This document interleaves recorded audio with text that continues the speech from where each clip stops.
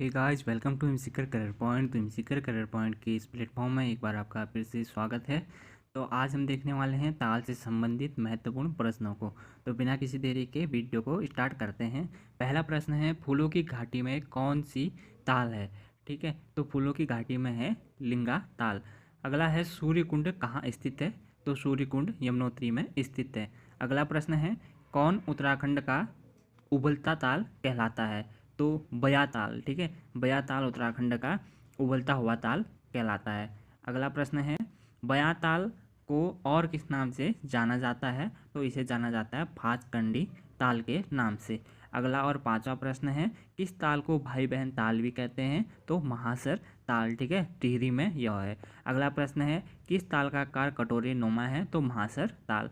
अगला प्रश्न, सातवां प्रश्न है, रूपकुंड में नरकंकालों का वैज्ञानिक अध्ययन करने के लिए सर्वप्रथम वैज्ञानिकों का दल किस वर्ष पहुंचा था? तो यह पहुंचा था 1956 में। ठीक है। अगला प्रश्न है, आठवां प्रश्न, रुद्र रूपकुंड को और किस नाम से जाना जाता है? ठीक है, रूपकुंड को जाना जाता है मिस्ट्री ताल के नाम से।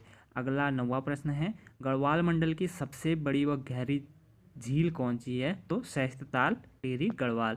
अगला 10वां प्रश्न है, किस ताल के किनारे सिख धर्म के 10वें गुरु गोविंद सिंह ने तपस्या की थी? ठीक है, लोकपाल या हेमकुंड। ठीक है, और यहाँ से निकलती है लक्ष्मण गंगा। अगला 11वां प्रश्न है, पर्वतों से घिरी झील किसे कहा जाता है? तो पर्वतों से घिरी झील लोकपाल या हेमकुंड को कहा जाता है।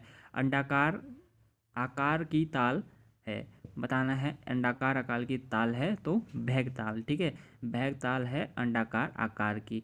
13वां प्रश्न है, किस ताल में गांधी जी की अस्थियों को प्रभावित किया गया था? तो गांधी जी की अस्थि को प्रवाहित जो है चौराबाड़ी ताल, सत जिसका एक और नाम है सरवदी ताल। ठीक है, और इसे गांधी सरोवर भी कहते हैं रुद्रप्रयाग में। ठीक। अगला 14वां प्रश्न है, सदैव बर्फ से कौन सी ताल ढकी रहती है? ठीक है, यम ताल। ठीक है, यम ताल हमेशा बर्फ से ढकी रहती है। 15वां प्रश्न है, जन श्रुति मंदिर किस ताल के किनारे स्थित है? ठीक है, नचिकेता ताल। ठीक है, नाचोगे तभी जन की क्या होगी? श्रुति, जन श्रुति सुनेंगे। ठीक है, मंदिर में। ठीक, तो इस याद रखने ना, जन श्रुति मंदिर किस ताल के किनारे स्थित है? तो नचिकेता ताल। अगला है कोनों वाला ताल। ठीक है, 6 कोनों वाला ताल कौन सा है? तो हमने याद रखना है डोडी ताल। ठीक है, डोडी ताल से निकलती है 80 गंगा नदी। ठीक, तो याद रखना है 6 कोनों वाला ताल है डोडी ताल। 17वां प्रश्न है, बिना जल वाला ताल कौन सा है? तो यह है काणा ताल। ठीक, काणा ताल डोडी ताल के बगल में ही है। ठीक है, किस ताल से दूध गंगा निकलती है?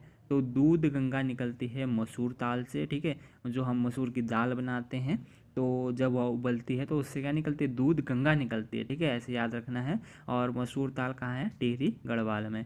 अगला प्रश्न है, किस ताल का रंग लाल होता है? ठीक है, वासुकी ताल। ठीक है, वासुकी जो नाग था तो समझ लो उस पे से क्या हो रहा है, उसके मुंह से लाल रंग निकल रहा है।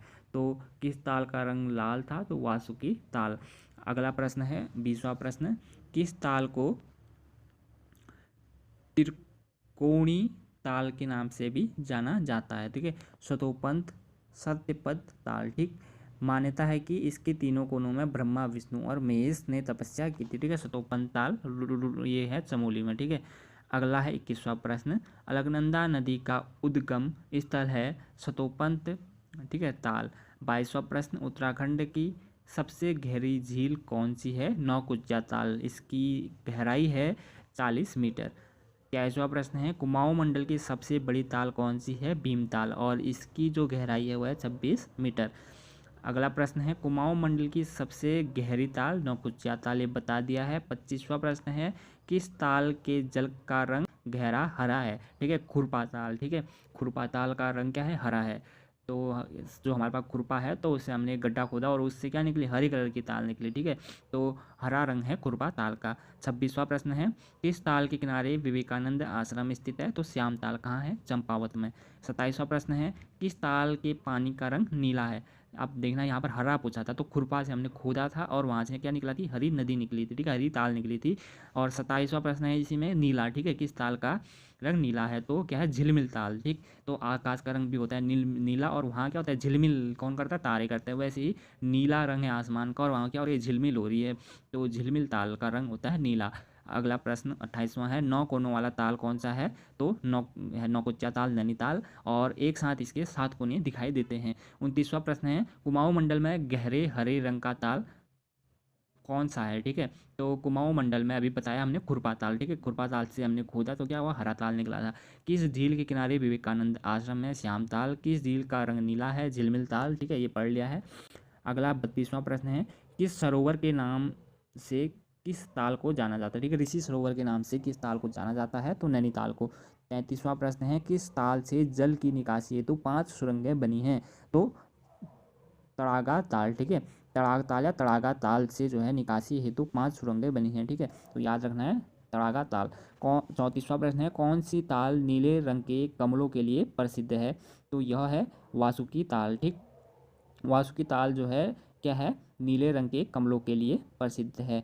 35वां और आज का आखिरी प्रश्न है, किस ताल से लक्ष्मण गंगा का उद्गम होता है? तो यह होता है कहाँ से, लोकपाल, ठीक है, लोकपाल यानी हेमकुंड साहिब, ठीक।